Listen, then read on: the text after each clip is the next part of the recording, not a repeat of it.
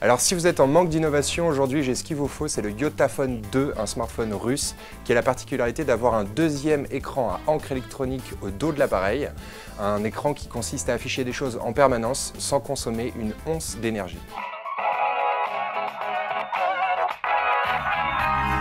Les points forts de ce smartphone, c'est bien sûr son écran à encre électronique et aussi son design, puisque l'écran est parfaitement intégré dans un boîtier très bien maîtrisé, très agréable à tenir en main, avec des courbes assez harmonieuses. C'est un boîtier qui est ni trop grand ni trop petit, avec un écran 5 pouces, donc c'est un format 5 pouces qui tient plutôt bien en main. Le téléphone est léger, certes il est en plastique, mais il est très bien fini. Donc contrairement au premier Yotaphone qui avait une esthétique pas vraiment chaleureuse, le deuxième Yotaphone est vraiment très réussi en termes de design. Alors bien sûr, il faut parler de l'écran à encre électronique. À quoi sert-il? Il sert à beaucoup de choses puisque Yota a réussi à vraiment exploiter cette idée au maximum grâce à quelques logiciels plutôt bien faits qui permettent d'afficher des widgets, plusieurs pages de widgets sur cet écran à encre électronique. Ces pages de widgets vont permettre de consulter des informations qui seront rafraîchies en temps réel, notamment les notifications, les SMS, des mails, la météo, l'emploi du temps, à peu près tout ce dont on a besoin sur un smartphone et qu'on peut consulter sans avoir à allumer l'écran principal. Le truc très sympa de cet écran à encre électronique, c'est qu'il va permettre de prendre des selfies avec le capteur principal de l'appareil, c'est-à-dire un capteur 8 mégapixels avec flash. Donc on oublie la webcam en façade qui fait que 2 mégapixels et on prend directement les selfies grâce à la prévisualisation de l'écran à encre électronique. Pour bien cadrer son image, on pourra même gérer les éclairages, même si c'est un affichage monochrome, on peut gérer les éclairages, notamment les contre-jours, éviter les contre-jours. C'est vraiment très pratique et ça permet de faire des selfies de très haute qualité. Donc l'avantage de cet écran très spécial, c'est de ne pas consommer d'énergie tant que l'image reste immobile. Il ne consomme de l'énergie que quand il rafraîchit son image. Alors on a essayé sur un test de lecture vidéo sur YouTube. Le Yotaphone tient sur son écran AMOLED classique à peu près 3h45 et lorsque on l'utilise pour la même activité sur l'écran à encre électronique, il tient plus de 8h20.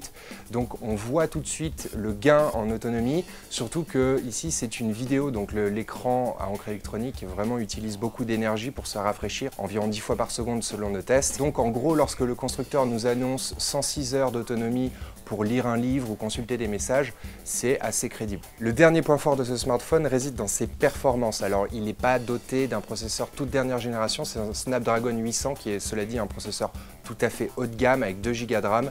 Le smartphone fait tourner un système Android 4.4 vraiment de pure version Google, donc sans aucune surcouche. Ça tourne très bien, c'est très fluide en toutes circonstances, même dans les jeux vidéo, on n'aura pas de problème pour jouer à la majorité des jeux vidéo en 3D. Et même en photo, le capteur 8 mégapixels de l'appareil fait un très bon boulot. Les photos sont bien détaillées, très peu bruitées, même en basse lumière. Donc c'est un très bon point de ce côté-là, surtout lorsqu'il s'agit de faire des selfies avec l'écran à encre électronique.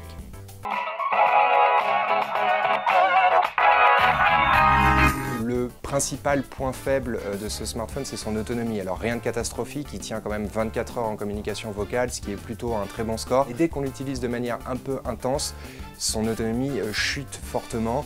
Il a tenu moins de 5 heures dans notre nouveau test d'autonomie qui consiste à bien tirer sur le processeur de l'appareil et un peu moins de 11 heures en surf web 4G, ce qui est assez moyen aussi pour un smartphone haut de gamme. En pratique, il faudra donc bien jongler avec le deuxième écran à encre électronique de l'appareil, beaucoup l'utiliser pour pouvoir tenir une longue journée de travail.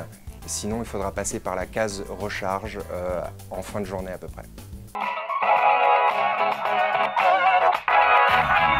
En conclusion, le Yotaphone 2 est un bon smartphone, très innovant, donc c'est un des smartphones les plus rafraîchissants de l'année. Cela dit, il faut préciser son autre point faible, c'est son prix, 699 € sur le marché français. C'est assez énorme par rapport à la notoriété de la marque qui est assez basse et qui veut percer sur un marché très concurrentiel. Avec un tel prix, ça risque d'être très difficile.